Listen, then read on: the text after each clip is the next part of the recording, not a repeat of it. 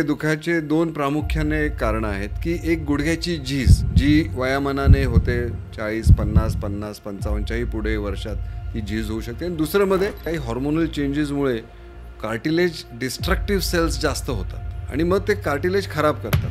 हाडाची झीज ही 4 टप्प्यात होते प्रामुख्याने.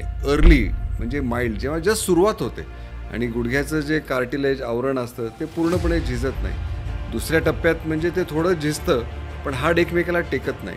फक्त सर पहिल्या टप्प्यात आणि दुसऱ्या टप्प्यात जर कोणी व्यक्ती आहे हे त्याला कसं कळणार? स्पेशली बऱ्याच जणांना उतरताना जास्त दुखतो, चढताना दुखत नाही.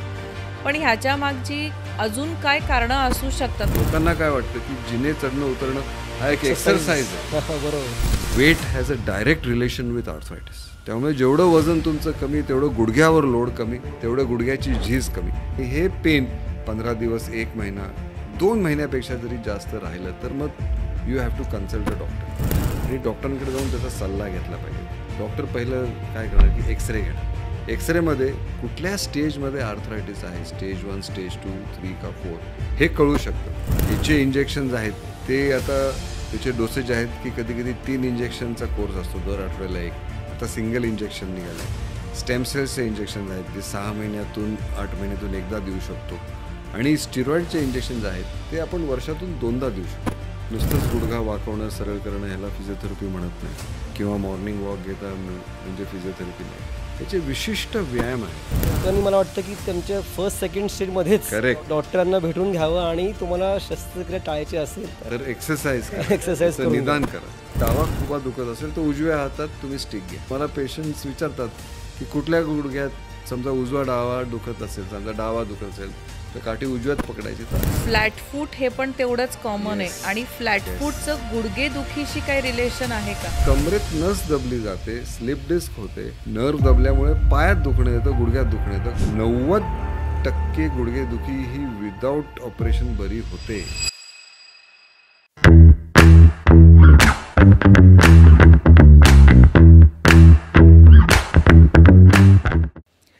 नमस्कार. चर्चा बिरचा, नवा विचार नवी दिशा या आमच्या मराठी पॉडकास्टच्या नव्या कोऱ्या एपिसोडमध्ये तुमचं खूप खूप स्वागत आहे. तुम्हाला चालताना त्रास होतोय का? उठून बसताना, बसून उठताना गुडघा कुरकुर करतोय का? की आता ह्या वयात मला ऑपरेशन करावं लागेल ह्याची भीती वाटतेय? खेळताना, उड्या मारताना, पळताना, धडपडताना गुडघा दुखावलाय का आणि त्याची तुम्हाला भीती वाटतेय का? तर आजचा एपिसोड तुमच्यासाठी आहे. आज आपल्या सोबत आहेत भारतातील सुप्रसिद्ध संचेती हॉस्पिटलचे सर्वेसर्वा डॉक्टर पराग संचेती सर, जे आज आपल्या सगळ्या सांगणार आहेत की तुमचा जर गुडघा दुखावलेला आहे तर ऑपरेशन करायची कितपत गरज आहे किंबहुना ते ऑपरेशन तुम्हाला टाळता येऊ शकतो का. तर व्हिडिओ पाहण्याच्या अगोदर आपल्या या चॅनलला लाईक, शेअर आणि सबस्क्राईब करणं विसरू नका. तर चला सुरू करूया आजचा एपिसोड.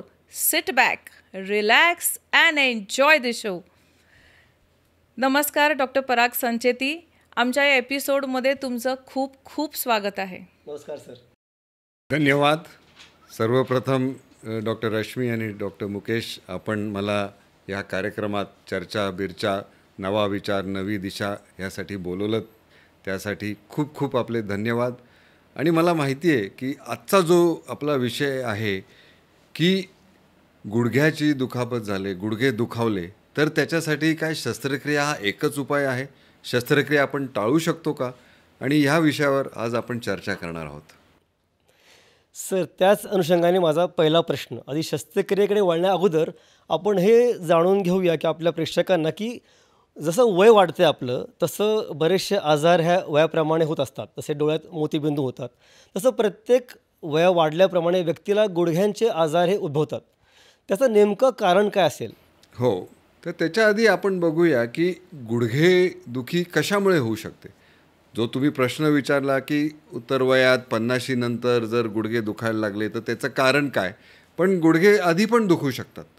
गुडघे दुखाचे दोन प्रामुख्याने कारणं आहेत की एक गुडघ्याची झीज जी वयामानाने होते 40, 50, 50, 55च्याही पुढे वर्षात ती झीज होऊ शकते. आणि दुसरं मध्ये गुडघ्याला काही दुखापत झाली, काही इंजरी झाली, खेळताना पडलो. आजकाल बरेच नौजवान, बरेच आपले खेळाडू आहेत की ज्यांना रेक्रिएशनल स्पोर्ट्स, वीकेंड वॉरियर ज्याला म्हणतो, ते खूप आवडतं खेळायला आणि ते खेळत असताना गुडघ्याची इंजुरी होऊ शकते आणि त्याच्यामुळे पण गुडघे दुखावू शकतात. तो एक भाग झाला. आणि दुसरा म्हणजे उतर वयात होणारी गुडघ्याच्या आवरणाची झीज आणि त्याच्यामुळे जो गुडघा दुखावतो त्याला आम्ही ऑस्टिओआर्थरायटिस म्हणतो. गुडघ्याच्या भोवती एक स्मूथ असं एक आवरण असतं, कार्टिलेज. ते कार्टिलेज 50शीपर्यंत एकदम स्मूथ आणि व्यवस्थित असतं, पण नंतर त्याचं घष्टन होऊन ते घासायला लागतं. ह्याच्यामुळे गुडघ्याची झीज होते आणि गुडघा दुखावतो. तर this is what we call as osteoarthritis. Sir, वाढत्या वयाप्रमाणे जसं तुम्ही आत्ता म्हटलात की गुडघ्याची झीज होते किंवा ते कार्टिलेज गुडघ्याच्या त्या अवतीभोवती असलेलं आवरण, तर ह्याच्यात नेमकी ही गुडघेदुखीची त्याच्यामुळे सुरुवात कशी होते आणि त्याची तीव्रता आपण कुठल्या स्टेजेसमध्ये आणि कशी आपण डिवाईड करू शकतो? हा खूप चांगला प्रश्न आहे डॉक्टर रश्मी, की 50-55 ह्या वयापर्यंत कार्टिलेज फॉर्मिंग सेल्स असतात. अगदी साध्या भाषेत सांगायचं म्हणजे त्याचं प्रमाण जास्त असतं. आणि त्याच्यानंतर काय होतं की काही हॉर्मोनल चेंजेसमुळे कार्टिलेज डिस्ट्रक्टिव्ह सेल्स जास्त होतात आणि मग ते कार्टिलेज खराब करतात. त्यामुळे there is a race between cartilage production and cartilage destruction. आणि 50-55 ह्या वयात ते वाढायला लागतं, कार्टिलेज डिस्ट्रक्शन, आणि हाडाची झीज व्हायला लागते. तर ह्याची तीव्रता आपण नक्कीच जाणू शकतो. हाडाची झीज ही 4 टप्प्यात होते प्रामुख्याने. अर्ली म्हणजे माइल्ड, जेव्हा जस्ट सुरुवात होते आणि गुडघ्याचं जे कार्टिलेज आवरण असतं ते पूर्णपणे झिजत नाही. दुसऱ्या टप्प्यात म्हणजे ते थोडं झिजतं पण हाड एकमेकाला टेकत नाही. तिसऱ्या ह्याच्यात म्हणजे पूर्णच नष्ट होतं आणि हाड खूप एकमेकावर टेकून गुडघा दुखतो. आणि चौथा म्हणजे गुडघ्याला थोडं व्यंगत्व येतं, सम डिफॉर्मिटी. त्यामुळे 4 टप्प्यात ह्याची तीव्रता आपण जाणू शकतो आणि टप्प्याप्रमाणे त्याची ट्रीटमेंट पण बदलते. फक्त सर पहिल्या टप्प्यात आणि दुसऱ्या टप्प्यात जर कोणी व्यक्ती आहे हे त्याला कसं कळणार? त्याचे काही सायन्स अँड सिम्पटम्स किंवा त्याचे काही कसं ओळखावं की माझी पहिली स्टेज आहे किंवा सेकंड आहे? तर जसं मी सांगितलं की गुडघ्याची काही दुखापत झाली तर तो भाग वेगळा, पण 50शी नंतर काही न दुखापत असताना तुमचे गुडघे दुखायला लागले. रोज तुम्ही साधारण एक फिरायला जाता, सकाळी ग्राउंडवर फिरायला जात असताना रोज 2 किलोमीटर व्यवस्थित फिरू शकता, पण आजकाल तुमचे चालताना 1 किलोमीटर झाल्यावरच गुडघे दुखायला लागतात आणि तुम्हाला बसायची इच्छा होते. तुम्ही दुसऱ्या मजल्यावर राहता आणि जनरली तुम्ही पायऱ्यावर खाली चढता उतरता काही दुखत नाही, पण आजकाल जाणतं आहे की गुडघे दुखत आहेत, खास करून खाली उतरताना. तर त्याच्यात समजायचं की गुडघ्याची थोडीशी झीज व्हायला लागली. तिसरं म्हणजे तुम्ही रोज बसून मेडिटेशन करता, पूजा करता, बसताना उठताना काही वाटत नाही, पण एरवी आता काय ना, उठताना थोडंसं गुडघे दुखत आहेत, असे जर लक्षणं आपल्याला दिसली तर आपण समजून घ्यायला पाहिजे की गुडघ्यात काहीतरी झीज होती आहे, त्याच्यात काहीतरी प्रॉब्लेम आहे. And that is the time मग आपण त्याचा पुढे अजून विचार केला पाहिजे की कशामुळे होतं, काय होतं, डॉक्टरांचा सल्ला घ्यायचा नाही घ्यायचा, या गोष्टी पुढच्या. सर, आता हे गुडघेदुखीच्या स्टेजेस जसं तुम्ही म्हटलात, उठताना बसताना स्पेशली बऱ्याच जणांना उतरताना जास्त दुखतो, चढताना दुखत नाही. पण ह्याच्या मागची अजून काय कारणं असू शकतात? म्हणजे कार्टिलेजची झीज होणं किंवा हाडांची झीज होणं वयोमानाप्रमाणे हे एक कारण झालं. याच्या व्यतिरिक्त अजून कुठली कारणं असू शकतात की जे हे गुडघेदुखी होऊ शकते? म्हणजे दुखापत सोडून, लागले असेल, पडलं असेल ते सोडून, अशी अजून काही कारणं आहेत का की जे रोजच्या जीवनात सगळ्यांनी लक्ष द्यायला पाहिजे? त्याच्यात जसं तुम्ही म्हटला की दुखापत हा भाग झाला, हाडाची झीज एक बाजूला, कधी कधी गुडघ्यात इन्फेक्शन्स होऊ शकतात आणि इन्फेक्शनमुळे गुडघे दुखू शकतात. काही वेळेस मेटाबॉलिक डिसिजेस म्हणजे आपण जे गाऊट म्हणतो की युरिक ॲसिडचं प्रमाण खूप वाढतं आणि मग गुडघे सुजू शकतात. तर असे हे इन्फेक्शन, मेटाबॉलिक आणि इन्फ्लमेटरी म्हणजे कधी कधी आमवात, त्याला आपण रुमॅटॉइड आर्थरायटिस म्हणतो, हा पण कधी कधी होऊ शकतो आणि त्याच्यामुळे मग गुडघे दुखू शकतात.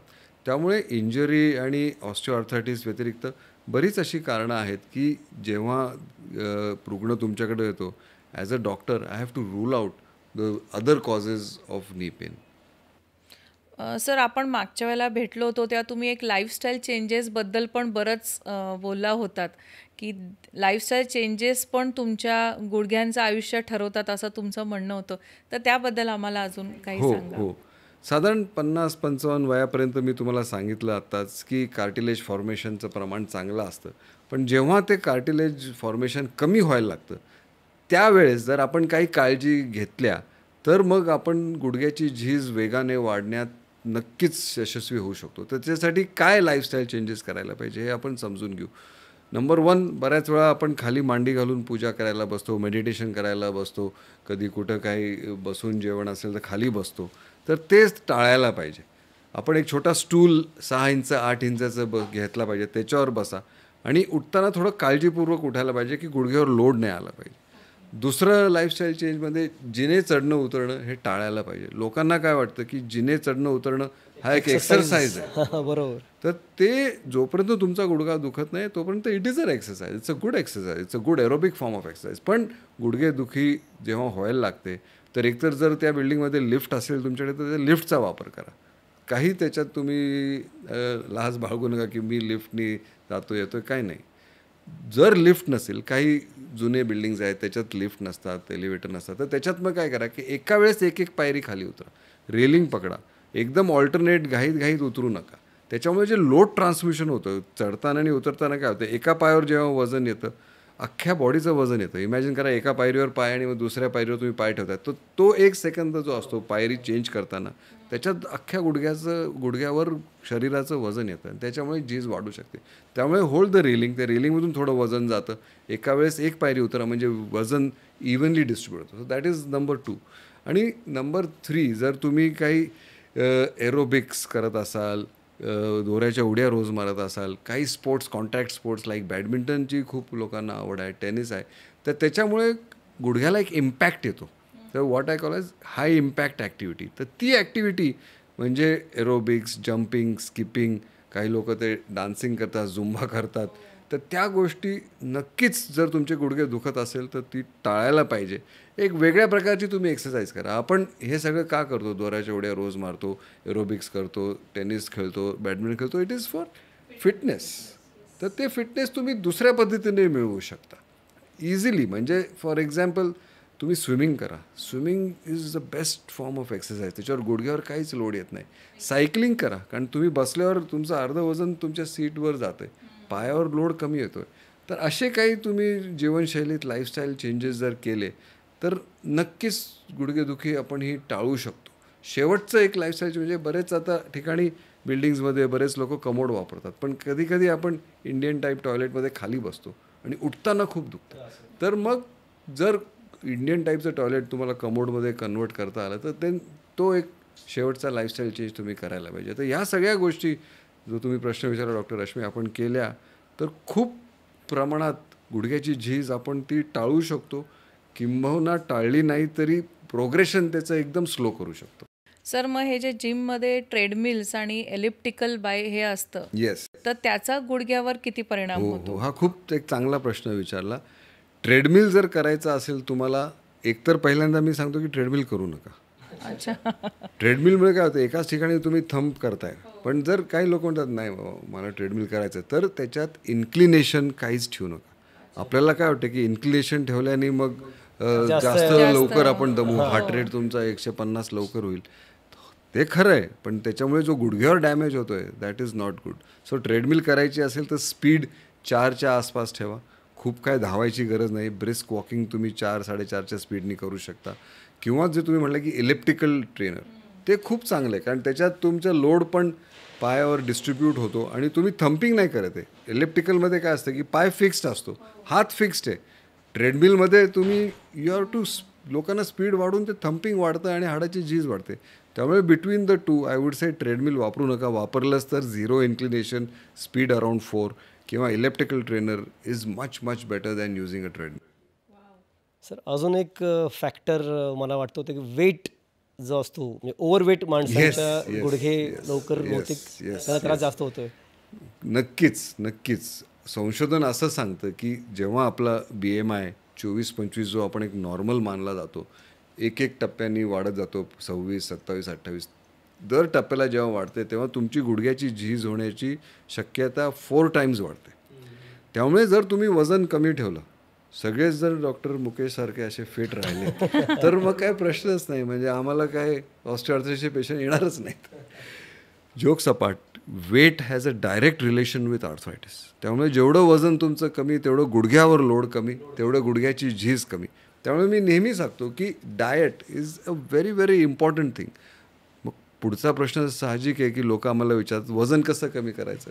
सांगायला सोपं आहे, मी तुम्हाला 1 मिनिटात आता सांगेन, पण ते पाळणं, ते आचरणात आणणं अवघड आहे. Because food is something person loves. सगळ्यांना खाण्याची खूप आवड असते, पण कसं आहे की वेगवेगळ्या प्रकारचे डाएट आपण फॉलो करू शकतो. मी तुम्हाला एक ब्रॉडली एक प्रिन्सिपल सांगतो की काय गोष्टी खाण्यात टाळायला पाहिजे. एक तर तळलेल्या गोष्टी, दुसरं म्हणजे गोड पदार्थ. गोड पदार्थाचं मी थोडंसं पुढं बोलतो, अजूनही काही त्याच्यात नवीन संशोधन आहे, नॉट रिलेटेड टू नी बट सम अदर पार्ट्स. तिसरं म्हणजे भात, बटाटा, ज्याच्यात हाय कार्बोहायड्रेट आहे. चौथं म्हणजे बेकरी प्रोडक्ट्स, हे तुम्ही टाळायला पाहिजे. आणि नॉन व्हेजिटेरियन फूड शक्यतो टाळा, पण जर खाणारच असेल तर इट शुड नॉट बी तळलेलं वगैरे खूप मसालेदार नॉनव्हेज फूड नसावंच. आणि ते पण जर टाळता आलं तर नथिंग लाईक इट. तर अशा ह्या गोष्टी तुम्ही टाळायला पाहिजे. त्याचबरोबर मी इंटरमिटंट फास्टिंगचा एक खूप मोठा फॅन आहे. इंटरमिटंट फास्टिंग जर केलं की 2 वेळाच जेवायचं. मग तुम्हाला एक सोपी ट्रिक सांगतो. सकाळी 10 ते 11 वाजता नाश्ता आणि लंच एकत्र करून घ्यायचं. संध्याकाळी 6-7 वाजता रात्रीचं जेवण करायचं. मध्ये तुम्ही ब्लॅक टी, ग्रीन टी, थोडंसं काय एखादं स्नॅक घेतलं तर हरकत नाही. पण इंटरमिटंट फास्टिंग वर्क्स वंडर्स.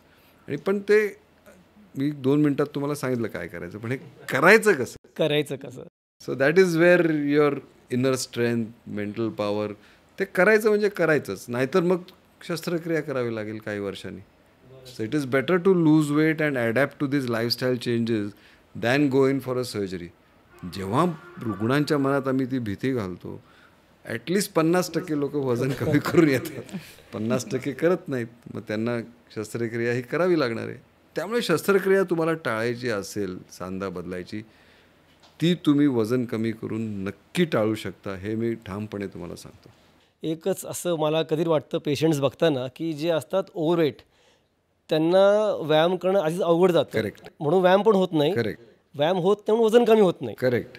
मग ही सायकलमध्ये अडकलेले असतात बरेचसे रुग्ण. नेहमीच विशियस सायकल. तो मला प्रश्न नेहमी विचारला होतो, डॉक्टर मला तर चालता येत नाही, मला काही जिन्ने चढता येत नाही, माझं व्यायाम जीवन करायचा कसा? फक्त कॉट बसून मी डायनिंग टेबलपर्यंत जातो, वॉशरूमला जातो, मी वजन कसं कमी करणार. तर let me tell you one more secret. Weight reduction is 80% diet. किती? 80%. 20% is a little bit exercise आणि थोडंसं चालणं फिरणं. त्यामुळे ते 20% सोडून द्या तुम्ही. 80% तर करा. डाएट कंट्रोल झाली पाहिजे. आणि डाएट इज काय ॲक्टिव्हिटी नाही. त्यामुळे बसल्या बसल्या काय करायचं, चला खाऊया काहीतरी, भूक लागतेच. पण तुम्ही जर एक लाईफस्टाईल केली की 2 वेळाच जेवायचं, हे लाईफस्टाईल चेंज तुम्ही करू शकत असाल तर एक डे संडेचा ठीक आहे, एक चीट डे ज्याला मी म्हणतो.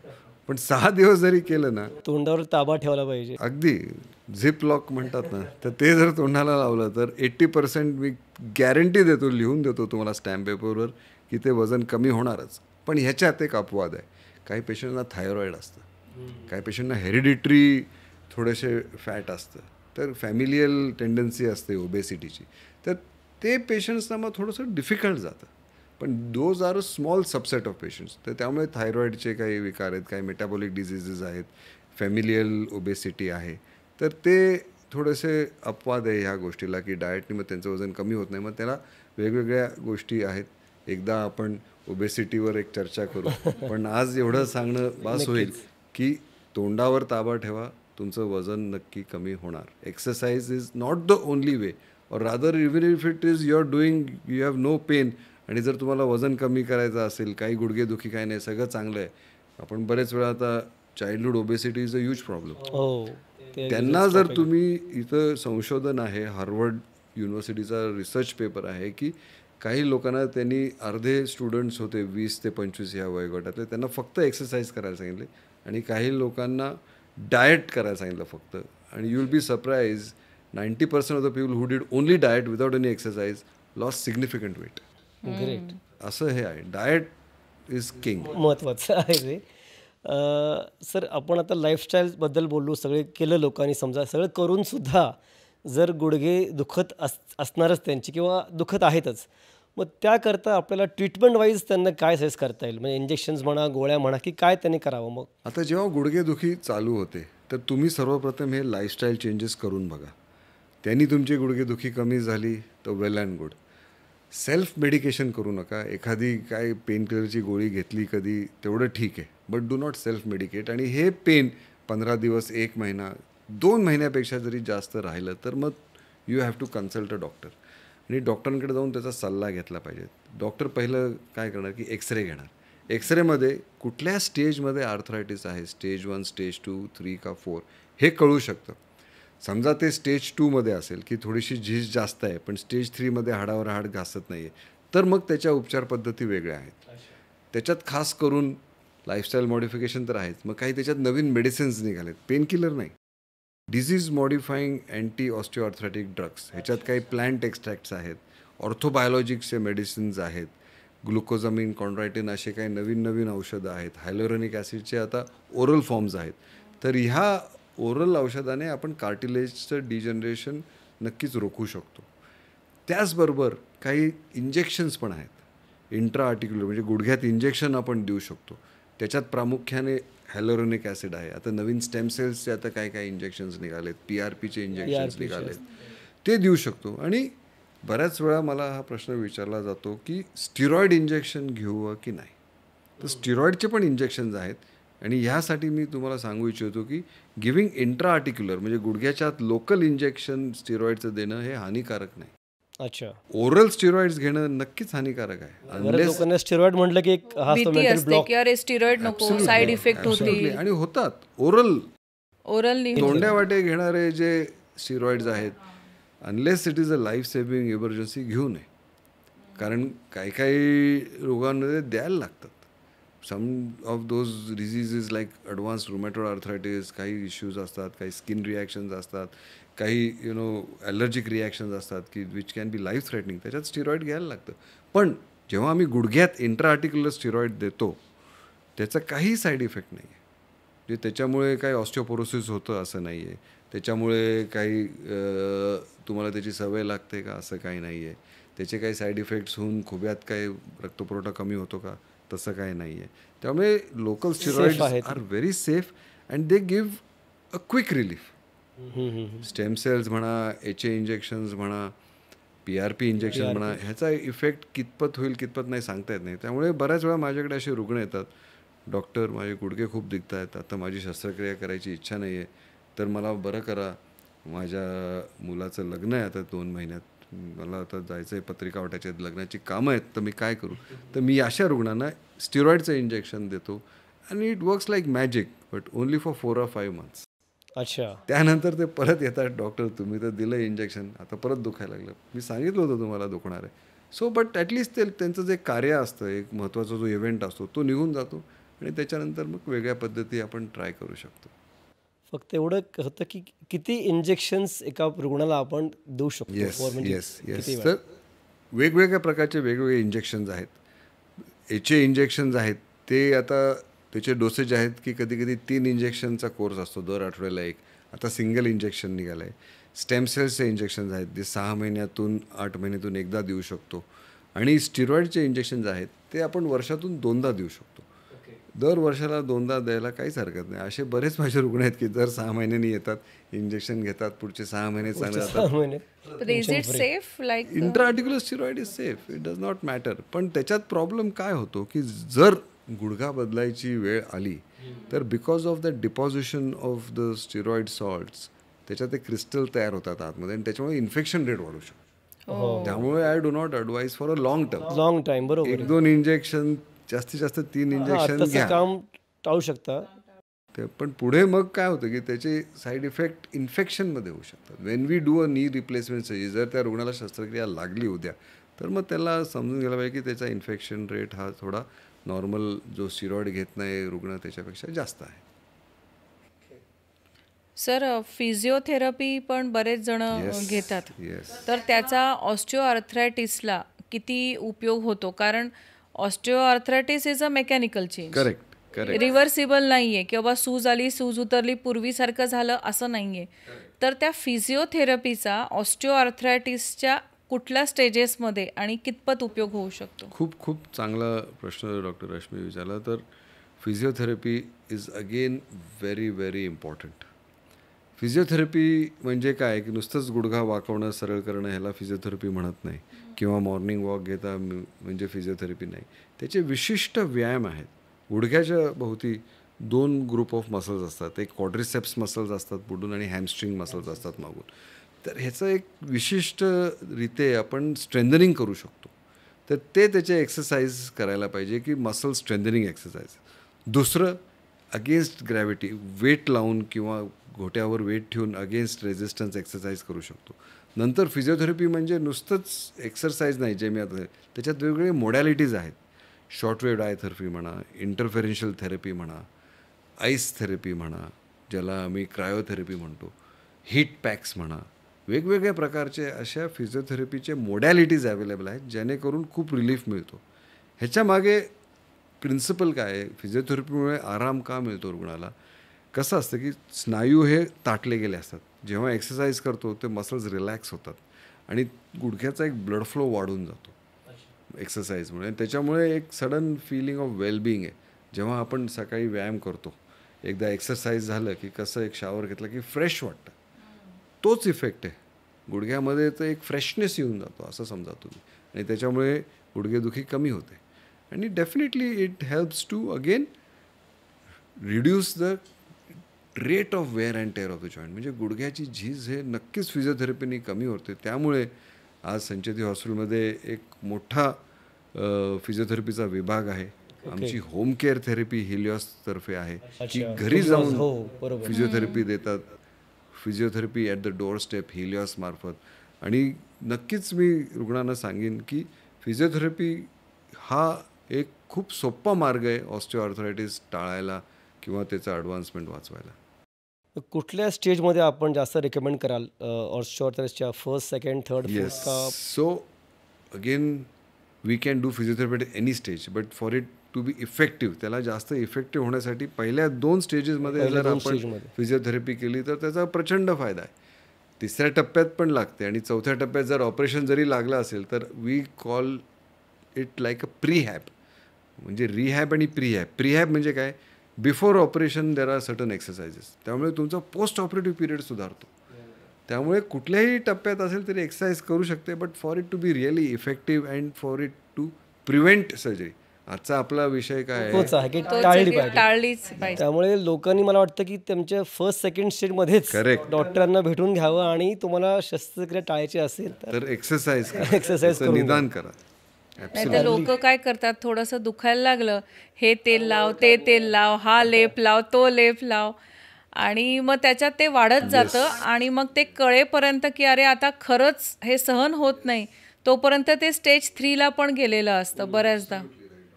लवकर निदान केलेलं, मग लवकर उपचार सुरू केलेलं कधी पण चांगलं. येस येस तर आणखीन एक आपलं यावर चर्चा झाली पाहिजे, ते म्हणजे ऑर्थोटिक्स. येस. आपण फिजिओथेरपीबद्दल बोललो, लाईफस्टाईल चेंजेस, इंजेक्शन्सबद्दल बोललो.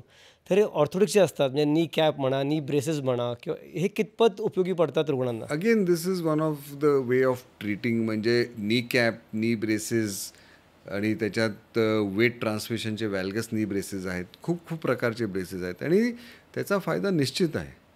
बऱ्याच वेळा कसं असतं की आजकाल ऑनलाईन पण तुम्ही हे नी कॅप्स, नी ब्रेसेस घेऊ शकता, आणि ते घ्यायलाही माझी हरकत नाही आहे. पण ते खूप जास्त वेळ वापरू नये. आणि जर रुग्ण माझ्याकडे स्टेज 1, स्टेज 2मध्ये आला तर मी नक्कीच त्यांना ब्रेस देतो, कारण त्याच्यामुळे काय होतं की एक कॉम्प्रेशन इफेक्ट गुडघ्याला मिळतो. आणि गुडघ्याला जर कॉम्प्रेशन इफेक्ट मिळाला की त्या ठिकाणचा लोकल ब्लड सप्लाय परत वाढतो. पण जास्त वेळ गुडघ्याची जी ब्रेसेस आहेत, गुडघ्याचे नी कॅप्स आहेत, ते वापरू नयेत. कारण त्याचा एक साईड इफेक्ट काय आहे की पायाला खाली सूज येऊ शकते, नंबर 1. नंबर 2, खूप जास्त घातल्याने स्नायू वीक होऊ शकतात, कारण they are kind of compressing the quadriceps hamstring muscle, आणि त्याच्यामुळे त्याचं मसल वेस्टिंग जे म्हणतो की त्याची जी थिकनेस आहे मसलचं ते कमी होतं. त्यामुळे नी कॅप, नी ब्रेसेस इज एक्सलंट पहिल्या 2ऱ्या टप्प्यात किंवा 3ऱ्या टप्प्यात पण. आणि कुठं काही कोणाला काही खेळ खेळायचे आहेत, गुडघा दुखतोय, तर आय ऑलवेज ॲडवाईज की तुम्ही हे नी प्रोटेक्टिव्ह ब्रेसेस घाला. गुडघा दुखतो आणि तुमचं काहीतरी टुर्नामेंट आहे, काहीतरी तुम्ही रोज वॉकिंगला जात आहे, तर ब्रेस घालून वॉकिंग करून या, परत ती काढून ठेवा. दिवसभर घालू नका, दिवसभर रात्री झोपताना रात्री पण नाही घालायची. सो ऑर्थोटिक्स लाईक नी ब्रेसेस, नी कॅप्स हे खूप वेगवेगळ्या प्रकारचे मिळतात. एक ओपन हिंज मिळतो, हा एक ते क्लोज ओपन हिंज पटेल मिळतो. असतं, एक क्लोज असतं, मग ते ते कधी काय वापरावं? वेगवेगळे टाईप्स आहेत, असं काय नाही की हे सगळ्यांचं वापरा, उपयोग- व्हॉट एव्हर सूट्स यू. आणि कधी कधी लोकांना ते ब्रेस घालून दुखणं वाढतं, तर त्याच्यात कुठली टाईप तुम्हाला सूट होते तुम्ही बघू शकता. संचेती हॉस्पिटलमध्ये खास आम्ही एक ॲटलांटिस म्हणून स्टोअर केलं आहे, बेसमेंटमध्येच आहे फिजिओथेरपी डिपार्टमेंटच्या मध्ये. तिकडे वेगवेगळ्या सायझेस, वेगवेगळ्या शेपचे नी कॅप्स, नी ब्रेसेस मिळतात. आणि तिथे एक आम्ही ट्रायल रूम पण केली, तुम्ही घालून बघा कसं वाटतं. जसं कपडे शर्ट घालायला आपण घ्यायला जातो तसं ट्रायल नवीन करतो. कॉन्सेप्ट आहे एकदम. That very is nice. All about. तिथं फक्त ब्रेसेस, गुडघेदुखी, कंबरदुखी, मानदुखी, अँकलेट्स, नी ब्रेसेस, कमरेच्या दुखीसाठी स्पाईन बेल्ट्स, नेक कॉलर्स सगळं मिळतं. सर आणखीन एक होतं की वॉकर्स आणि स्टिक्स आपण वापरतो, Yes, क्वाड्रिपॉड, yes, ट्रायपॉड्स. yes. त्या ऑर्थोटिक्सचा कितपत उपयोग होतो? कारण की बरेच वयस्कर माणसंसुद्धा त्यांना स्टिक वापरायला ते लाजतात. म्हणजे इव्हन माझ्या घरात माझे वडील, ही इज 87 नाव, पण त्याला काठी वापरा म्हटलं की नको, मला काठी नको असं म्हणतात. आणि त्याचा उपयोग कितपत आहे हे तुम्ही जर सांगितलं. उपयोग नक्कीच आहे डॉक्टर मुकेश. कसं असतं की जेव्हा तुम्ही चालत असाल आणि काठी घेतली तर त्याच्यातून तुमच्या शरीराचं लोड काहीतरी जातं. It helps in distribution of weight आणि एक सपोर्ट मिळतो. सर्वप्रथम पण थोडं स्टिक्सबद्दल बोलू. त्याच्यात ट्रायपॉड सीट्स म्हणजे 3 त्याला पाय असतात, क्वाड्रुपल त्याच्यात 4 असतात. तर जास्त स्टेबिलिटीसाठी तुम्हाला 4 घेतलेले केव्हाही बरे, किंवा 3. सिंगलला थोडी स्टेबिलिटी कमी येते, तर स्टिक्स नक्की वापरायचे. त्याचबद्दल वॉकर. काही लोकांना ऑस्टिओआर्थरायटिसबरोबर पार्किन्सोनिझम होतं. आणि कसं असतं की या पेशंट्समध्ये चालताना सर्वात जास्त भीती असते की ते पडणार, खुब्यात नेक फिमरचं फ्रॅक्चर होणार आणि मग ते गुडघेदुखी राहिली बाजूला, मग वेगळंच त्याला एक वळण येतं. त्यामुळे जर आपल्याला पडण्यासाठी, फॉल्स प्रिव्हेन्शनसाठी डॉक्टरांनी जर सल्ला दिला की स्टिक वापरा, वॉकर वापरा, तर अजिबात त्याच्यात काही लाज बाळगू नका. 100% वापरा. कारण it not only distributes the weight, it gives you some confidence and stability while walking. नाहीतर एक अस्थिरता येते, गुडघे दुखत आहेत, थोडंसं पार्किन्सोनिझम आहे, चालण्याची भीती वाटते उठताना बस, आणि त्याच्यात जर तुम्ही पडला तर इट इज व्हेरी बॅड. ह्याच्याच अनुषंगाने एक प्रश्न आहे की जेव्हा खुबा दुखतो, खुब्या दुखण्यासाठी पण आम्ही काठी ॲडवाईज करतो. त्याच्यात it is a very clear cut principle की डावा खुबा दुखत असेल तर उजव्या हातात तुम्ही स्टिक घ्या. अच्छा. पण गुडघ्यामध्ये तसं नाही आहे. डावा गुडघा दुखत असेल तर डाव्यात पण घेऊ शकता, उजव्यात पण घेऊ शकता. तर मला पेशंट्स विचारतात की कुठल्या गुडघ्यात, समजा उजवा डावा दुखत असेल, समजा डावा दुखत असेल तर काठी उजव्यात पकडायची. तर असं काही गुडघ्यामध्ये नाही आहे. Which ever you are more comfortable with. कारण कधी कधी दुसरा गुडघाही दुखत असतो, तर त्यामुळे आपल्याला थोडं ते बॅलन्स पण करायला लागतं. तर in which ever hands, generally same side मी ॲडवाईज करतो. डावा गुडघा दुखत असेल तर डाव्या हातातच काठी घ्या. शिफ्ट होऊन जाते. करेक्ट. सो काठीचा, वॉकरचा नक्कीच उपयोग आहे. सर एक आत्ता तुम्ही ऑर्थोटिक्सबद्दल बोलत होतात तेव्हा एक प्रश्न माझ्या मनात आला की फ्लॅट फूट हे पण तेवढंच कॉमन आहे आणि फ्लॅट फूटचं गुडघेदुखीशी काही रिलेशन आहे का? खूप खूप खूप जास्त रिलेशन आहे डॉक्टर रश्मी. त्याच्यात कसं असतं की गुडघे दुखत असतात आणि आम्ही गुडघ्याचे एक्सरे घेतोय, काय नाही स्टेज 1 थोडेसे बदल आहेत आणि गुडघेदुखी थांबतच नाही आहे. तर अशा वेळेस 2 गोष्टी करायला लागतात. एक तर फूट आणि अँकलची तपासणी करायला पाहिजे आणि हिप जॉईंट आणि स्पाईनची तपासणी करायला पाहिजे. आणि बऱ्याच वेळा आम्ही बघतो की फूटमध्ये डिफॉर्मिटीज असतात, की फ्लॅट फूट म्हणतो त्याला, पेस प्लॅनस किंवा वॅल्गस डिफॉर्मिटी, वॅरस डिफॉर्मिटी फूटला असू शकते आणि त्याच्यामुळे तुमचं लोड ट्रान्समिशन चालताना फॉल्टी होऊन जातं आणि त्याच्यामुळे मग गुडघे दुखतात. खुब्यात काही बदल असतील, कमरेत काही बदल असेल तर त्याचं दुखणं गुडघ्यात येऊ शकतं. त्यामुळे always when we see a patient, we have to see the patient in totality. गुडघेदुखी असेल तर फक्त गुडघ्याचे एक्सरे, गुडघे तपासून त्याला पाठवायचं नाही. त्याच्या वरचे खालचे स्नायू, त्याच्या वरचे खालचे जॉईंट्स हेही तपासायला पाहिजे आणि you have to treat a patient as a whole. त्यामुळे बऱ्याच वेळा मी असं पाहिलं आहे की गुडघ्यात फार बदल नाही आहेत पण गुडघे दुखत आहेत आणि नंतर त्याच्या खुब्यातच काहीतरी प्रॉब्लेम निघाला आहे, कमरेत स्लिप डिस्क निघाली आहे, त्याच्यामुळे गुडघे दुखतात. तर हे बऱ्याच वेळा आम्ही बघतो. हा खरं अतिशय महत्त्वाचा पॉईंट आहे. कारण मग लोक म्हणतात ना, आम्ही गुडघ्याचं दाखवायला गेलो, मग पाठीचा पण एक्सरे काढला, मग हे पण केलं, मग ते उगीचच काहीतरी करायला लावतात. हा एक खूप गैरसमज आहे. असतो. बरोबर. पण त्यांना हे लक्षात आलं पाहिजे की त्या एका निदानासाठी बाकी सगळी तपासणी तेवढी आवश्यक. खूप आवश्यक आहे. कारण रुग्ण माझ्याकडे येतो, तो म्हणतो की गुडघा दुखतो, कधी कधी असं वरपासून खालपर्यंत पण पाय दुखतो. गुडघा दुखतो आणि वरपासून खालपर्यंत पाय दुखतो हे दोन वेगळे सिम्पटम्स आहेत. त्यांना वाटतं की सगळं गुडघ्यामुळेच आहे, कारण त्याची कंबर दुखत नसते. पण कमरेत नस दबली जाते, स्लिप डिस्क होते, नर्व दबल्यामुळे पायात दुखणं येतं, गुडघ्यात दुखणं येतं, कारण त्या नर्व सप्लाय असतो तो गुडघ्याला, त्याचा नर्व सप्लाय असतो. त्या स्लिप डिस्कमुळे जी नस दबली जाते त्याचं ओरिजिन तिथं असतं आणि दुखतो गुडघा. त्यामुळे हा तुम्ही खूप चांगला एक मुद्दा काढला की रुग्णांना असं वाटू नये की हा डॉक्टर खूपच तपासण्या करायला लावतो. एक्सरे सांगितले, हे सांगितलं, गरज नसताना. Absolutely, that is very true. आणि नंतर मग आढळतं की ॲक्च्युली त्याला कंबर दुखी होते आणि आम्ही गुडघे देऊ, तेही मग बोलायला कमी करत नाही, काय डॉक्टर तुम्ही आधी का नाही सांगितलं. So as doctors we have to treat the whole patient. Exactly. Sir, आता गुडघेदुखी टाळण्यासाठी आपण ह्या सगळ्या ही संपूर्ण चर्चा समजा केली, पण तरीही जर असे रुग्णांचे तुम्ही काय सिम्पटम्स बघता की त्यांना ती शस्त्रक्रिया करणं तुम्ही ॲडवाईस करता, अटळ आहे, आणि तरी पेशंट म्हणतात की आम्हाला हे करायचं नाही आहे, मग अशा वेळेला तुम्ही काय करता मग? येस, असं बऱ्याच वेळा मी बघतो. आत्तापर्यंत आपण जी चर्चा केली, आपला जो आजचा विषय आहे की गुडघ्याची शस्त्रक्रिया टाळू शकतो का, खरं तर एक विरोधाभास आहे. आपण एक सर्जनशी बोलतोय जो ऑपरेशन करतो आणि सर्जन सांगतात की ऑपरेशन टाळा. येस नाही, पण खरंच टाळू शकतो. आज मी एक लेक्चर दिलं, आमचा MOA डे होता, आणि त्या लेक्चरमध्ये मी सांगितलं की 90% गुडघेदुखी ही विदाऊट ऑपरेशन बरी होते. Great. 90%. So only 10% require some form of surgery. त्या 10% मधलेही 2% नी रिप्लेसमेंट लागते. त्याच्यात वेगवेगळ्या शस्त्रक्रिया आहे. तर तुमचा जो प्रश्न होता की शस्त्रक्रिया लागलीच तर काय, त्याची लक्षणं काय. सो जेव्हा आम्ही एक्सरे घेतो आणि स्टेज 4मध्ये असेल की पाय पूर्णच वाकडा आहे, बऱ्याच वेळा आपण बघतो की समजा आपले आई वडील वयस्कर असतील, आजी आजोबा असतील, तर चालताना पाय एकदम असे बो लेग्स असतात, वेगळे असतात. So that is a sine of stage 4 arthritis. तर त्यामुळे या रुग्णांना शस्त्रक्रिया लागू शकते. त्यांचे एक्सरे काढायला पाहिजे, एक्सरेमध्ये स्टेज 4 कन्फर्म करायला पाहिजे. आणि त्याहूनही महत्त्वाचं की त्यांचे कंप्लेंट्स काय आहेत. बरेच वेळा x-ray is looking very bad. माझ्याकडे लांब लांबचे पेशंट येतात, आधी एक्सरे घेऊन येतात त्यांची मुलं. पुण्यात IT कंपनीज बऱ्याच आहेत की माझे आईवडील UPमध्ये आहेत, पण हा माझ्या आईचा एक्सरे. मी एक्सरे बघून सांगतो हो शस्त्रक्रिया लागणार आहे.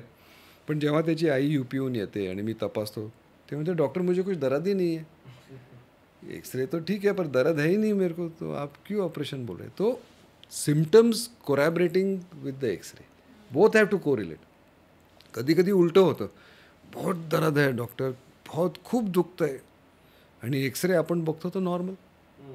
तर अशा वेळेस you have to use your clinical acumen. तपासणी, clinical findings, are they corroborating. मग जर असेल तर शस्त्रक्रिया करा. So proper clinical evaluation, symptoms म्हणजे जे पेशंटचे कंप्लेंट्स आहेत की मी बिलकुल चालू शकत नाही, मी रोज शॉपिंगला जायचे, फिरायला जायचे, भाजी घ्यायला जायचे, पण आजकाल मी जाऊ शकत नाही आहे, मला चालायला त्रास होतो, 500 मीटरपेक्षा मी जास्त चालत नाही, घराच्या बाहेर जावंसं वाटत नाही, कुठलं काय लग्नकार्य, सोशल फंक्शन्स आहेत त्याच्यात मी जाऊ शकत नाही, गुडघेदुखी वाढतच चालली आहे डॉक्टर. तर मग असे जे रुग्ण आहेत की ज्यांचे अनबेरेबल नी सिम्पटम्स आहेत, एक्सरेमध्ये स्टेज 4 दिसतंय, तर मग अशा रुग्णांना शस्त्रक्रिया मी सजेस्ट करतो. आणि तरीही जर ते या स्टेजला तुम्ही सजेस्ट केल्यानंतर जर पेशंटमध्ये आम्हाला शस्त्रक्रियेची भीती वाटते की आम्हाला ऑपरेशन करायचंच नाही आहे, मग काय?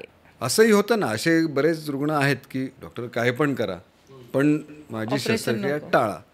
तर ह्याच्यात मी तुम्हाला थोडंसं एक सिमिली देतो की कधी कधी काही हृदयाचे विकार असतात, त्याच्यात हार्टमध्ये ब्लॉक्स येतात, हार्ट ब्लॉक्स आहेत आणि you have to go for surgery. मग त्यावेळेस जर अँजिओग्राफीमध्ये काही ब्लॉक्स निघाले तर सर्जरी करणं जरुरी असतं. So that is a life saving surgery. गुडघ्याची शस्त्रक्रिया ही लाईफ सेव्हिंग नाही आहे.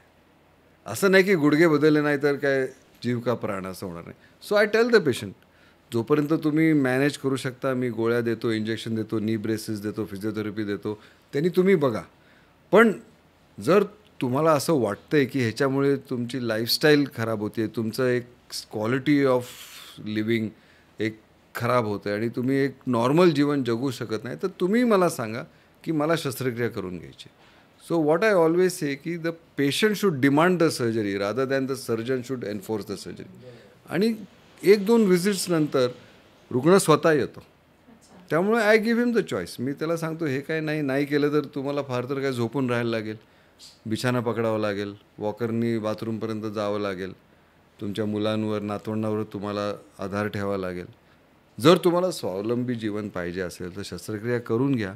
आजकाल त्याचे रिझल्ट्स प्रिडिक्टेबल आहेत, नवीन आधुनिक पद्धती निघाल्या आहेत. मी तुम्हाला गॅरंटी देतो की ऑपरेशन तुमचं क्वालिटी ऑफ लाईफ सुधारेल, तुम्ही एक स्वावलंबी जीवन जगू शकाल. आणि let then the patient by the surgery. त्यामुळे हा एक फरक आहे इन अ हार्ट अंजिओप्लास्टी म्हणा and versus a knee replacement म्हणा. So knee replacement the patients live with it, पण हार्टमध्ये इट्स अ लिटल रिस्की. त्यामुळे जर तुमच्या कार्डिओलॉजिस्टनी सांगितलं तर ती सर्जरी करून घ्या, कारण you are sitting on a time bomb. ह्याच्यात काय नाही, फार तर काय चालणं बंद होईल, गुडघे अजून वाकडे होतील. आम्हाला जे ऑपरेशन जर तुम्ही पुढे तयार झालं तर जास्त अवघड होईल. That is the only thing. But at the appropriate time डॉक्टरनी सांगितलं तर करून घ्यावा असं मी म्हणतो, कारण ते ऑपरेशन मग आम्हाला अवघड होत जातं. त्याच्यात मग वेगळे इम्प्लांट्स वापरायला लागतात, त्याच्यात स्टेम्स वापरायला लागतात. So that becomes a difficult surgery. So to answer your question, it is not compulsory. म्हणजे ऑपरेशन करणं हे मॅन्डेटरी नाही. जर रुग्ण म्हणला की नाही करायचं तर मी तर म्हणतो नका करू, पण देन आय टेल देम की हे होऊ शकतं, अजून डॅमेज होऊ शकतात, मग नंतर तुम्ही बेड रिडन होऊ शकता आणि मग ऑपरेशन मला अवघड जाईल. मग ते स्वतःहून पुढच्या खेपेला जे येतात फॉलोअपला तेच म्हणतात नाही डॉक्टर आता करून टाका. So that is the way how I deal with such patients. आणि व्हॉट आर द मोडॅलिटीज, म्हणजे ऑपरेशन ठरलं आहे पेशंट, त्यांना सांगताना आपल्याला असं आता मला लेन्स बसवायचे आहेत, मेनी ऑप्शन्स इन लेन्स, तर नी रिप्लेसमेंट करता पेशंटची चॉईस कशी असते किंवा तुम्ही पेशंटच्या अनुषंगाने त्याला सांगता की दिस इज द काइंड तुम्हाला हे बरं पडणार आहे. आणि त्यानंतर पोस्ट ऑपरेटिव्ह कितपत पेशंटना त्याचा त्रास होऊ शकतो किंवा पेशंट प्रॉपरली परत चालायला कधीपर्यंत लागू शकेल? हो, हा खूप चांगला प्रश्न आहे. सर्वप्रथम म्हणजे रुग्णांना काय भीती असते की ऑपरेशन नंतर खूप दुखेल का डॉक्टर, कारण ऑपरेशन म्हणजे दुखणं. आणि ते बघत आलेत की कुठलेही काय त्यांच्या नातेवाईकांची कुठलीही काय शस्त्रक्रिया झाली असेल, गुडघ्याची नाही, पोटाची म्हणा, घोट्याची म्हणा, कमरेची म्हणा, ते पोस्ट ऑफ पेन असतंच. आणि त्यामुळे ती त्यांना भीती वाटते खूप दुखणार का. So that is the number one. आणि ह्या वयात मला बीपीचा त्रास आहे, डायबिटीज आहे, कोलेस्ट्रॉल वाढलेला आहे, थायरॉईड आहे, तर मला ही शस्त्रक्रिया सोसेल का, हे 2 भीती त्यांच्या मनात असतात. तर सर्वप्रथम आता आमच्याकडे मल्टीमोडल पेन मॅनेजमेंटचा प्रोटोकॉल आहे की आम्ही आधीच त्यांना काही गोळ्या देतो, ऑपरेशनच्या वेळेस काही इंजेक्शन्स गुडघ्यात देतो की ज्याच्यामुळे post operative pain is minimum. So pain मॅनेजमेंटचा आता खूप आधुनिक पद्धतीने आम्ही वापर करतो आणि पेन जवळजवळ ऑपरेशननंतर होतच नाही. अच्छा. अरे. आणि दुसरं म्हणजे की त्यांना हा रुग्ण जनरली 60-65 या वयात असतो. या वयात कोमॉर्बिडिटीज असतातच. डायबिटीज जसं मी म्हणलं, high blood pressure, cholesterol, thyroid, heart issues, kidney issues, तर ते सगळे ऑप्टिमाइज करायला पाहिजे. त्यामुळे जेव्हा आम्ही रुग्णांना सांगतो की प्री ऑपरेटिव्ह हेल्थ चेकअप करून घ्या, ते म्हणतात नाही मला सगळं ठीक आहे, मी रोज चालतो फिरतो, फक्त बीपीची एक गोळी आहे, थायरॉईड असतं, शुगरचं मी इन्शुलिन घेतो, बाकी काय नाही, पण सगळं ठीक आहे. असं नाही आहे. So you have to understand that all these things have to be optimise. जर तुम्ही ओरल अँटीडायबेटिक घेत असाल तर तुम्हाला ते इन्शुलिनवर आम्ही कन्वर्ट करतो. बी पी जे आहे ते ऑपरेशनच्या दिवशी 150च्या आतच पाहिजे, जास्त असेल तर आम्ही ऑपरेशन करू शकत नाही, त्याच्यामुळे ते गोळ्या देतो. थायरॉईडचं T3, T4, TSH करून ते नॉर्मल थायरॉईडचे लेवल्स आणतो. त्यामुळे ऑप्टिमायझेशन जर पेशंटला केलं तर मग ती शस्त्रक्रिया नक्कीच यशस्वी होते आणि जे ऑपरेशन नंतर काही कॉम्प्लिकेशन्स होऊ शकतात हे आम्ही टाळू शकतो. पण सर, लोकांना वाटतं की ऑपरेशन झाल्यानंतर मला लंगडत चालावं लागेल का, मी नॉर्मली चालू शकणार नाही, इतकी भीती त्यांच्यामध्ये बसले. म्हणजे माझ्या आजूबाजूला म्हणजे या वयाचे बरेच जण आहेत की ज्यांना ॲडवाईस केले. Even my mother has been advised knee replacement. ती म्हणते मला करायचं नाही कारण मला लंगडत चालावं लागेल. हो. सो ह्याचं काय आहे, म्हणजे एक्झॅक्टली मिथ काय आणि फॅक्ट काय? करेक्ट. सर, ऑपरेशन नंतर जरी आम्ही बेस्ट ऑफ पेन मॅनेजमेंट केलं तर थोडं पेन होतं आणि ते पेन थोडं व्हायला पाहिजे. ह्याचं कारण काय आहे की pain is the inflammatory response of the body. त्यामुळे ते बॉडी हिलिंग करताना थोडं पेन होतं, ते आम्ही एकदम मिनिमम ठेवतो. चालण्याच्या बाबतीत आता जे आम्ही जॉईंट रिप्लेसमेंट करतो त्याच्यात लेटेस्ट टेक्नॉलॉजी यूज करतो, लेटेस्ट इम्प्लांट्स यूज करतो, बोन सिमेंटनी फिक्स करतो. त्यामुळे आधी जो विचार होता की ऑपरेशननंतर पायावर वजन द्यायचं आणि असं काही नाही आहे. आज ऑपरेशन केलं, next day morning full weight bearing आम्ही पेशंटना चालवतो. काही दिवस वॉकर देतो, कारण कसं असतं की ऑपरेशननंतर थोडं चालण्याला स्टेबिलिटी नसते, कधी कधी औषधांमुळे थोडी गुंगी येते, थोडंसं बॅलन्स नाही राहत. म्हणून एक 15 दिवस त्यांना वॉकर वापरायला सांगतो. टाके काढले की मग ते वॉकर काढून स्टिक किंवा विदाऊट एनी सपोर्ट जर पेशंटला आत्मविश्वास असेल की तो चालू शकतो तर वॉकर पण 15 दिवसांनी काढतो. तर चालण्यासाठी next day walking, full weight bearing. वॉकरचा वापर फक्त त्यांच्या स्टेबिलिटीसाठी आहे. जर एखादा रुग्ण म्हणला की डॉक्टर मी व्यवस्थित चालू शकतो, बघा मी आज एक अख्ख्या तुमच्या हॉस्पिटलच्या बाहेरच्या कॉरिडॉरला राऊंड मारला पूर्ण, काहीच पेन नाही, so no problem. It is not a must, it is more of a protection की बाबा पडू नये ऑपरेशन नंतर, कारण मेडिसिन्स चालू असतात आणि त्याच्यामुळे काय त्याचे बॅलन्स जाऊ नये म्हणून देतो. त्यामुळे इमिजिएट फुल वेट बेअरिंग आणि दोन्ही गुडघे जरी आम्ही केले तरी इमिजिएट पेशंटना चालवतो. So that is the advantage of the modern knee replacement surgery. पण मग ते लंगडत चालतात पेशंट ऑपरेशन नंतर असं? That is again reality. काही दिवस लंगडत चालतात, लिंप आहे. कारण काय असते की गुडघ्यांची ते चिरफाड केली असते, त्या मसल्समधून आम्ही बोनपर्यंत पोचतो, ते मसल्स कट होतात. त्यामुळे ते मसल्स परत जॉईन होताना आम्ही टाके आत घेतो, पण ते जॉईन होतोपर्यंत त्या मसल्सची एफिशियन्सी कमी होते. त्याला साधारण 15 दिवस लागतात. तर 15 दिवसात जेव्हा मसल्स जॉईन होतात then they regain the original strength आणि मग जो लिंप ऑपरेशन नंतर असतो तो पूर्णपणे जातो.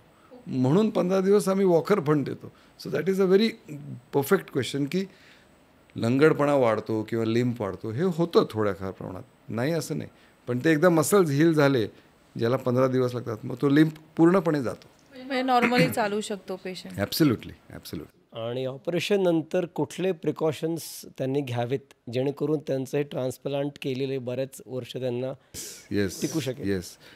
त्याच्यात प्रामुख्याने ऑपरेशननंतर आम्ही काय सांगतो की जे तुमचे नेहमीच्या ज्या गोळ्या आहेत, नेहमीच्या आहेत त्या लगेच चालू करा.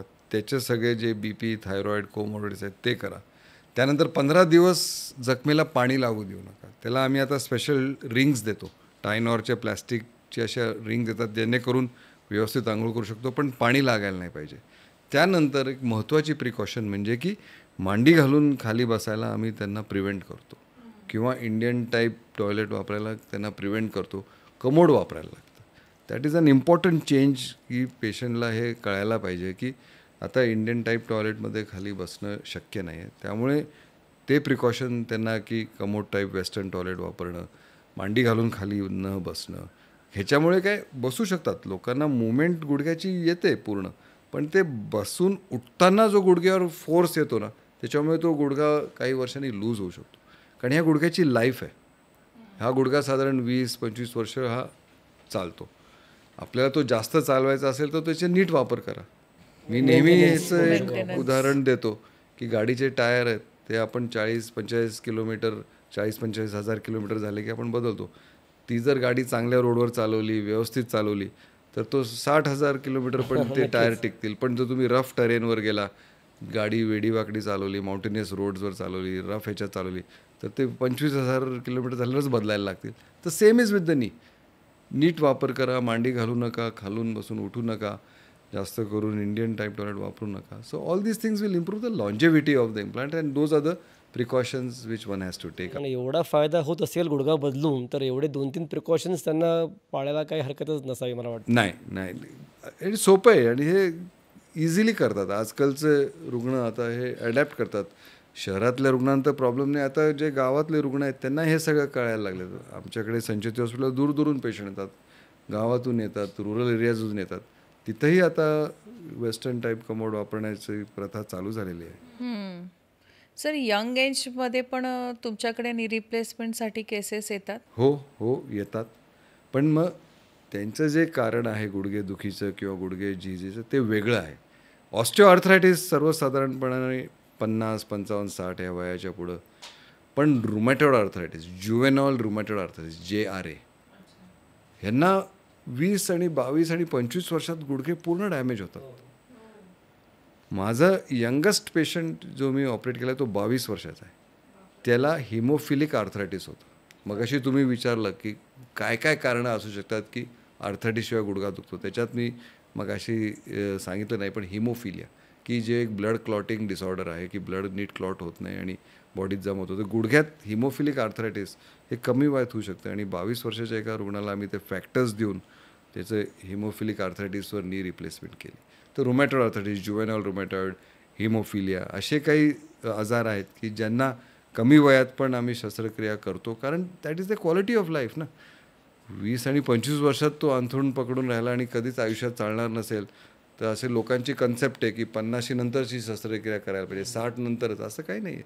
गुडघा तुमचा दुखतोय, शस्त्रक्रिया करून घ्या. It has to only fit the indications. म्हणजे I am very particular on the indications, नाहीतर मग त्याचा फायदा रुग्णाला होत नाही. अच्छा, म्हणजे प्रत्येकालाच शस्त्रक्रियेची जरूर आहे असं पण नाही. नाही. हां, आणि हे एक खूप मिथ आहे लोकांना.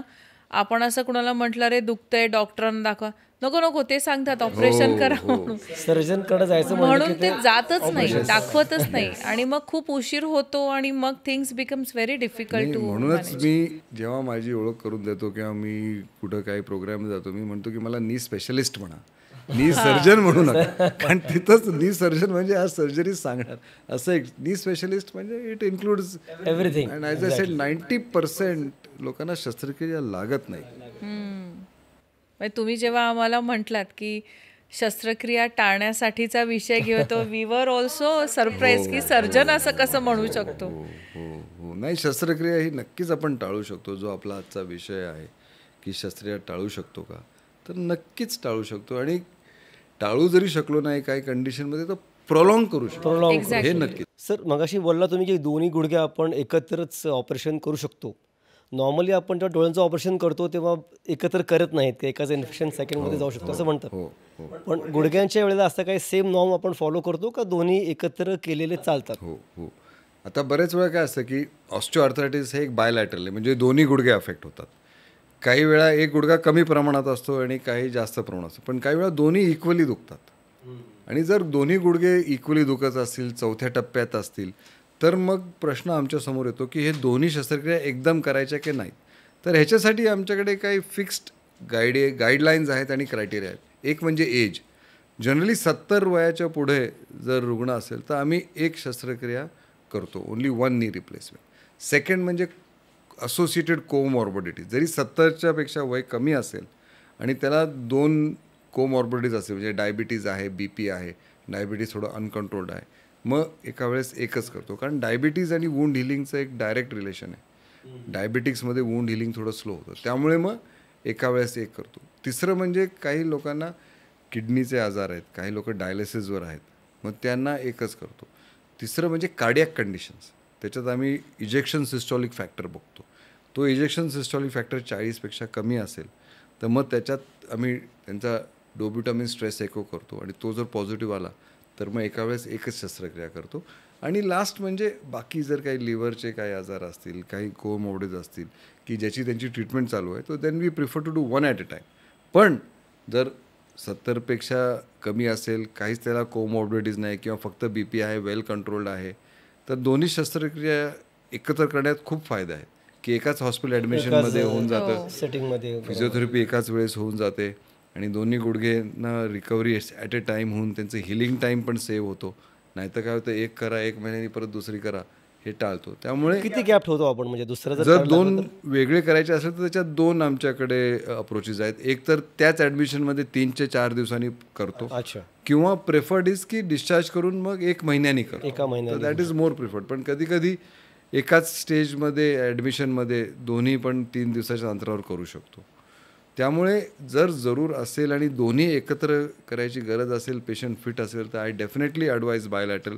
कारण जसं मी तुम्हाला सांगितलं त्याचे फायदे खूप आहेत. सर, इतका छान एपिसोड झाल्यानंतर आमच्या पॉडकास्टचा एक प्रोटोकॉल आहे की आम्ही एक मिथ्स अँड फॅक्ट्सचा राऊंड घेतो की ज्याच्यात लोकांना जे मिथ्स असतील किंवा काही कन्सेप्ट्स अशा त्यांनी बसवून घेतल्या असतील, धारणा की ज्या चुकीच्या आहेत, त्या फक्त आम्ही तुमच्याकडून जाणून घेणार आहोत की ते बरोबर आहे का चुकीचं आहे. शुअर. तर माझा पहिला आहे की गुडघा दुखतो म्हणजे त्याला फक्त बर्फाचा शेक द्यायचा आणि हीटिंग पॅड लावू नये. हे मिथ आहे. जेव्हा गुडघेदुखी होते तर काही लोकांना हीटचा फायदा होतो, काही लोकांना कोल्डचा फायदा होतो. ह्याच्यात रिॲलिटी काय आहे, जर अक्यूट इंजरी असेल, जर तुम्ही खेळताना पडला आणि गुडघा दुखावला किंवा काहीतरी सडनली कॅच आला आणि गुडघा दुखावला, तर अक्यूट कंडिशन्समध्ये तुम्ही नक्कीच आईस थेरपी करा.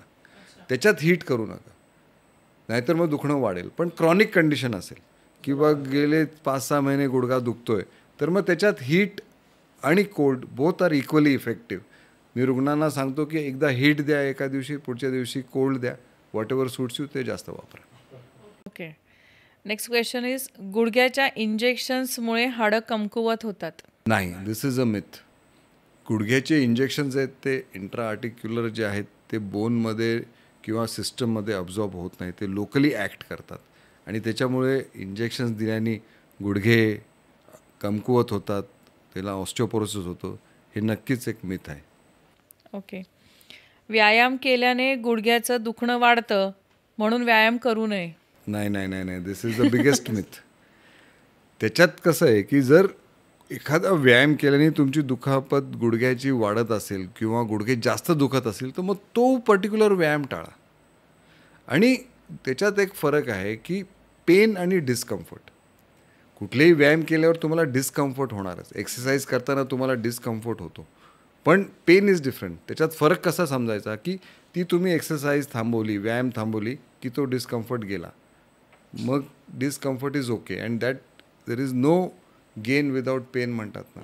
थोडं पेन झालं पाहिजे, पण पेन खऱ्या अर्थाने, ज्याला मी डिस्कम्फर्ट म्हणत नाही, पण पेन जो व्यायाम तुम्ही थांबवला तरी तो पेन कंटिन्यू होतोय पुढचे 2-3 तास, तर दॅट इज रिअल पेन. मग तो पर्टिक्युलर एक्सरसाइज तुम्ही थांबवा, तो व्यायाम करू नका तो. पण सर्वसाधारणपणे लोकांची समजूत आहे की व्यायाम केल्याने दुखणं वाढेल, so that is the biggest myth. जेवढं चालाल तेवढंच बरं, चाललं की मग गुडघे खराब होत नाहीत. एकदम बरोबर आहे, एकदम बरोबर आहे. जेवढं तुम्ही चालाल तेवढं बरं, हे एक तुमचं जे ब्रीदवाक्य आहे हे नक्कीच खरं आहे. पण त्याला एक अपवाद आहे. जेव्हा तुमचे गुडघेदुखी चालू होते तेव्हा तुम्ही चालण्यात काही फरक करा. प्लेन सरफेसला चाला. चढ उतार, ओबड धोबड, डोंगर, टेकडी, जिने, पायऱ्या ह्याच्यावर जास्त चालू नका. नंबर 2, चालताना थोडं ग्राउंड बघा.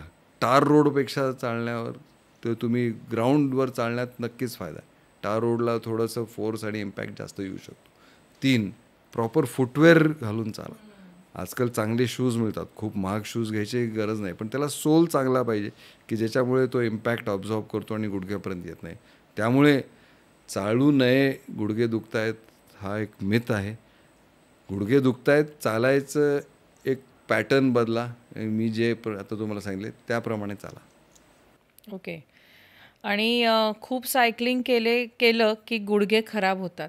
नाही नाही, खूप म्हणजे काय, आता कुठलीही गोष्ट तुम्ही अतिप्रमाणात केली तर anything in excess is bad.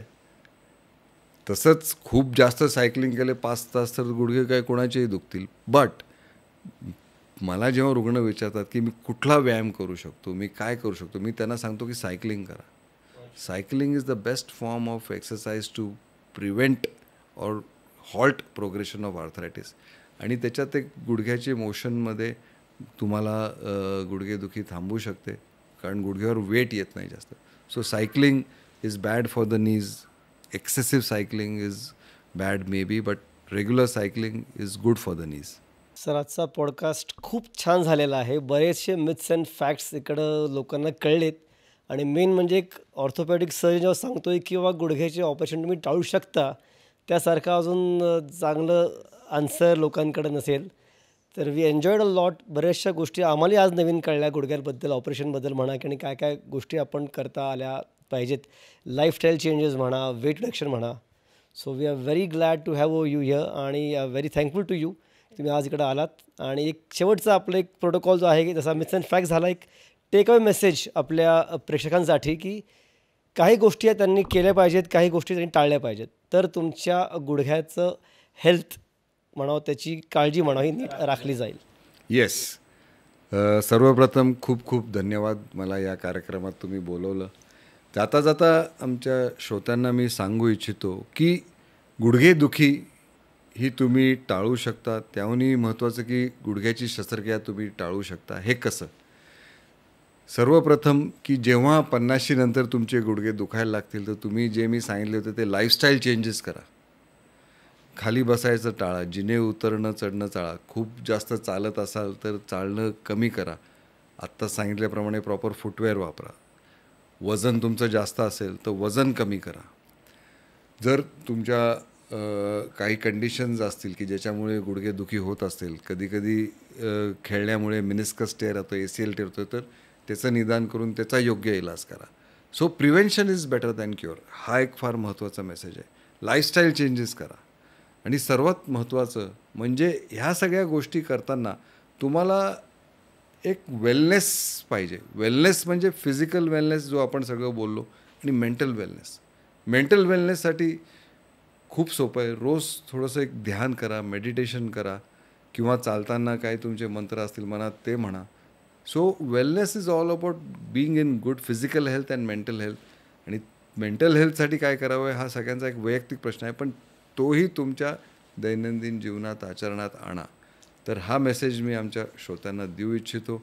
Osteoarthritis is something which is preventable, surgery is avoidable.